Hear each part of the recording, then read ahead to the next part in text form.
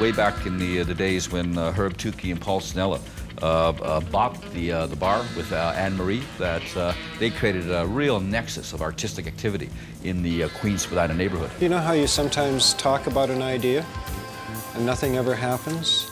In this case, we talked about an idea, and the next thing you knew, we had this building. We lucked into this place purely by chance. I mean, it was not a planned thing. None of us had any idea how to run a bar, and frankly, still don't.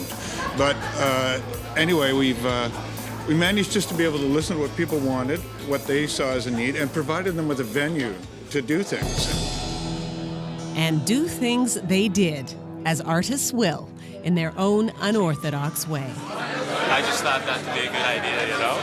I do try really hard to go with small companies, small businesses, and that's right from the bottom up. Even push this to the point of putting out our own money. And we actually published out some $5 bills, which other people, other bars and restaurants and various merchants would take at face value. Way back in the, this is like 20 years ago, when Deanne Taylor did her famous art versus art campaign, that Art Eglinton, the recently deposed Minister of Defense, at that time was the Mayor of Toronto, and the Art versus Art campaign was, the headquarters was the Cameron House. We, first of all, invited 100 artists to come to a meeting and decide whether the Hummer Sisters should run for mayor. Everyone came in a room and everyone said yes. Painters, musicians, performers, writers, poets, everyone said absolutely, we'll perform, we'll paint, we'll make music. And that was the impetus behind the Hummer for Mayor campaign. It was really to galvanize the arts community into paying attention to, into caring about, focusing on local politics. What began as an outrageous notion developed into one of the most profound civic actions in years. 24-hour mayor service. I mean, they're resourceful, productive, creative people, and they saw a way to use this place themselves. And that was the first major event that Video Cabaret did with the Cameron House. The Cameron House, it's hard to separate the two of them. Like, we've been like the resident theater company at the Cameron House now for over 20 years. We were able to develop the entire play cycle known as the Village of the Small Huts, the 12-part play cycle from Donnacona and Cartier up to the life and times of Brian Mulrooney. Right here in this room, and then of course doing them downstairs, and a number of very topical cabarets about current events, that various political scandals, whether it was on a federal, provincial, or on a municipal level, would all be like satirized. Michael Hollingsworth's doing a show in the back right now. It's like a 25-year project he's been doing about the history of Canada. It's 20 years upstairs. Yeah, exactly. Like 50 years from now, they'll be teaching him in schools. Not only has the Cameron House been a venue for performance art and music, its wall space is coveted by artists, both new to the scene and the well-established.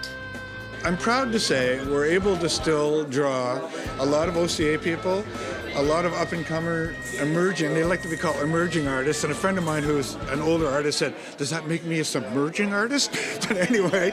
Once a year, we are going to do this. This is the second annual. This year we called it Pop Goes the Cowboy.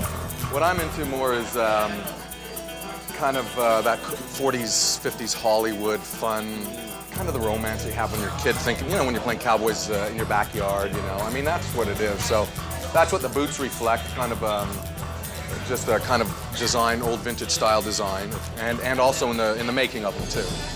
And then the paintings by Ed Adler out of New York City are also along that same, you know, they're pop art, cowboy pop art, and they're fun. Most of our people who from 20 years ago have got careers now and they're 2.2 kids and what have you. But this also thrills me is the fact that, you know, that now and again, a couple of them will pop in to say hello, have a beer, chit-chat, and it's really nice that they maintain that sort of connection to the place. The Cameron House is renowned for its dynamic range of activity. It's very Jekyll Hyde here, very Jekyll Hyde. This is, early in the evening, that's Dr. Jekyll, and Mr. Hyde now about to walk through that door anymore. For the ultimate in theater is seeing people chucked out on Friday and Saturday night at 2 o'clock in the morning. That beats seeing any play you'll ever see in Toronto.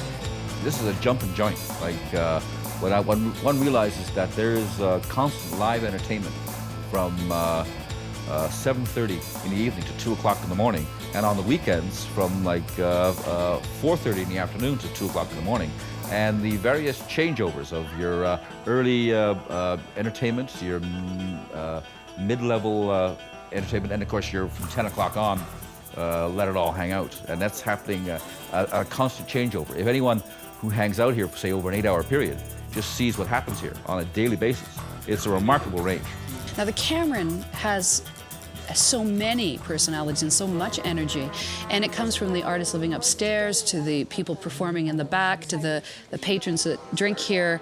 There is some sort of really beautiful energy in this building, and it makes people want to be here.